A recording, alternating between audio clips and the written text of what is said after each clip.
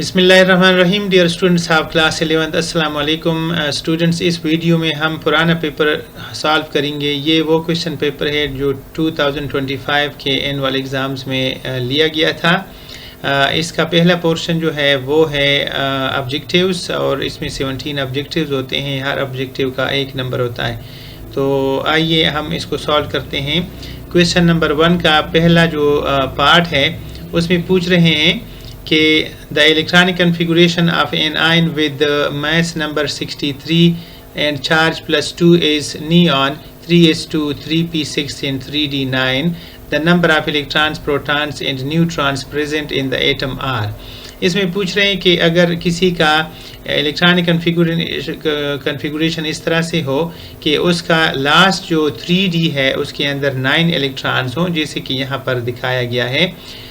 तो बताइए कि उसके एटम्स में कितने इलेक्ट्रॉन होंगे, प्रोटॉन और न्यूट्रॉन होंगे। लेकिन याद रखिए कि इन्होंने एटम का पूछा है, इन्होंने इस आयन का नहीं पूछा है। तो अगर हम इसके ऑप्शंस पे गौर कर लें तो इसमें लिखा हुआ है, पहला ऑप्शन है ए, उसके अंदर लिखा हुआ है electrons are 27 and protons are 27। तो प्रोटॉन 27 नहीं हो सकते।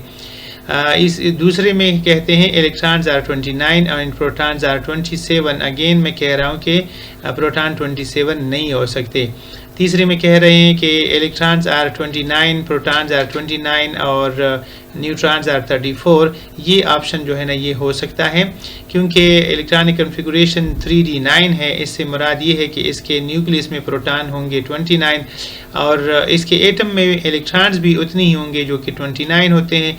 और अगर न्यूट्रॉन्स की तादाद का पता किया जाए तो उसमें आपने ऐसा करना होगा कि 63 में से आपने 29 माइनस करना होगा। जब हम इसको माइनस करते हैं तो आंसर 34 निकल आता है।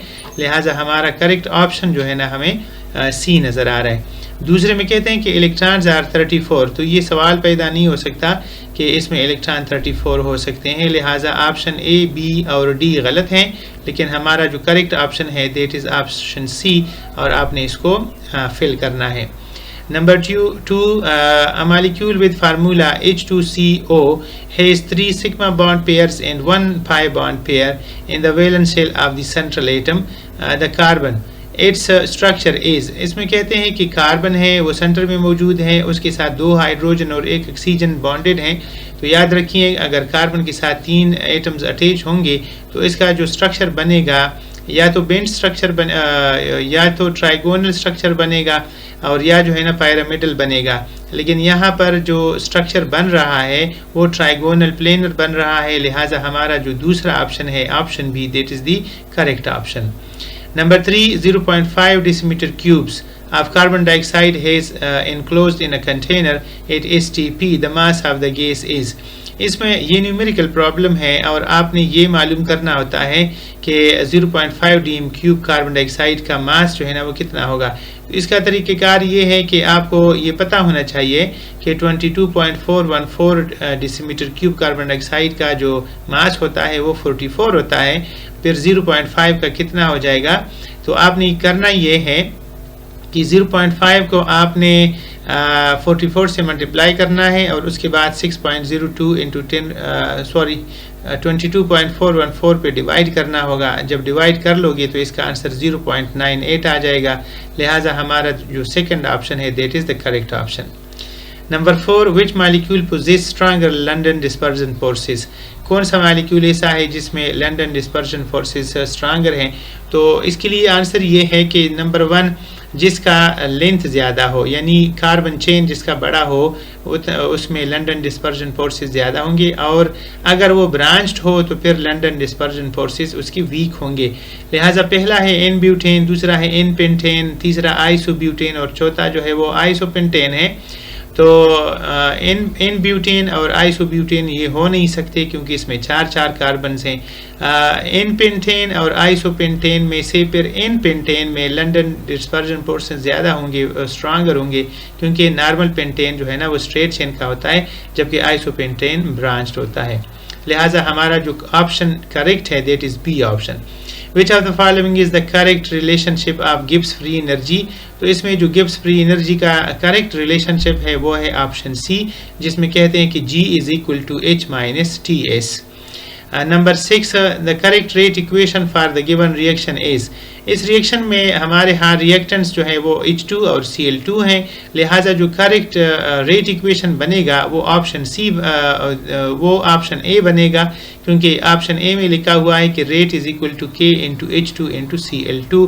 This is the correct option और आपने ए को फिल करना होगा। इसके अलावा नंबर 7 में कहते हैं कि which of the following reaction at equilibrium will not be affected by change in pressure. तो याद रखिए कि हर वो रिएक्शन जो इक्विलिब्रियम में हो और उसके नंबर ऑफ मोल दोनों साइड पर इक्वल हो, लेफ्ट पर भी और राइट पर भी, रिएक्टेंट्स भी और प्रोडक्ट्स भी, तो वो रिएक्शन जो है ना that will not be affected by the pressure. तो यहाँ पर जो ऑप्शन सी है आपको नज़र आ रहा है, इसमें नाइट्रोजन और ऑक्सीजन ये 2 मोल्स हैं और दूसरी तरफ जो NO है वो उसकी भी 2 मोल्स हैं, लिहाजा option C will be the correct option और आपने ऑप्शन सी को जो है ना वो फिल करना होगा।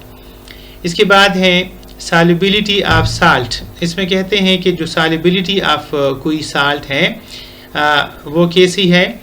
mx is 2 into 10 raised to power minus 2 mole per dm cube, which what will be the value of Ksp if the salt dissolves into 1 cation and 1 anion। कहते हैं कि अगर mx डिज़ोल्व हो जाए तो अगर उसका सॉल्युबिलिटी जो है वो 2.2 multiply by 10 raised power minus 2 हो तो इसका Ksp कितना होगा। याद रखिए कि Ksp इक्वल होता है cation concentration multiply A9 concentration, यानी m positive concentration multiply by x negative concentration. तो आपने 2.10 रेज़्ड पावर माइनस 2 को 2.2 multiply by 10 raised power minus 2 के साथ मल्टीप्लाई करना है। जब आप कर लेंगे तो 2 2s are 4 आ जाएगा और 10 रेज़्ड पावर माइनस 2 जो है वो -4 हो जाएगा। लिहाजा हमारा जो करेक्ट ऑप्शन है that is option C which is 4 multiply by 10 raised power minus 4। इसके बाद 9th नंबर है which of the following decreases across the period. Along the period कौन सी प्रॉपर्टी जो है ना वो डिक्रीज होती है। तो इसका जो करेक्ट ऑप्शन है that is option A, atomic radius जो है ना वो अलॉन्ग द पीरियड डिक्रीज होता है। Number 10, an element M reacts with O2 H2O Cl2 to form produce M2O MOH MCl etc. The element is most likely lithium, aluminium, magnesium, calcium। तो बच्चों ऐसा है कि जब कोई एलिमेंट रिएक्शन कर लें, ऑक्सीजन के साथ M2O बना लें, वाटर के साथ MOH बना लें और Cl2 के साथ MCl बना लें, तो ये लिथियम हो सकता है, क्योंकि लिथियम जो है ना ये एल्कली मेटल है और ये M2O यानी Li2O, इसी तरह MOH यानी LiOH और MCl यानी LiCl बनाया करते हैं। लिहाजा आपका जो करेक्ट ऑप्शन है that is option A. Number 11, which compound of sulphur is used as fertiliser. इनमें से कौन सा कंपाउंड है जिसको हम फर्टिलाइज़र के तौर पर इस्तेमाल करते हैं। तो हमारे यहाँ जो ऑप्शन है वो ऑप्शन ए है, क्योंकि अमोनियम सल्फेट एक ऐसा कंपाउंड है जिसको हम फर्टिलाइज़र के तौर पर इस्तेमाल कर सकते हैं। इसके बाद है number 12, identify the product formed when ethyl bromide is warmed with NaOH in ethanol. आपने इथाइल ब्रोमाइड और NaOH का रिएक्शन करना है इथानॉल के प्रेजेंस में, तो वो एलिमिनेशन रिएक्शन करेगा और इस तरह से हमें जो कंपाउंड मिलेगा that will be CH2 double bond CH2 यानी ईथीन होगा। हमारा correct option is option A. Number 13, which reagent is used for the reduction of carboxylic acids to alcohols. तो इसका करेक्ट ऑप्शन जो है वो है लिथियम एल्यूमिनियम हाइड्राइड और ऑप्शन सी हमारा करेक्ट ऑप्शन है। Number 14, the compound which gives silver mirror test as well as iodoform test. जो सिल्वर मिरर टेस्ट भी दे और साथ में आयोडोफॉर्म टेस्ट भी दे दे तो वो कौन सा कंपाउंड होगा। तो वो हमारा कंपाउंड है इथेनॉल, क्योंकि इथेनॉल एक अल्डिहाइड है। इथेनॉल जो है आयोडोफॉर्म टेस्ट भी पॉजिटिव देता है और सिल्वर मिरर भी बनाता है। Number 15, which pair of organic compound can be distinguished by using 2,4-DNPH।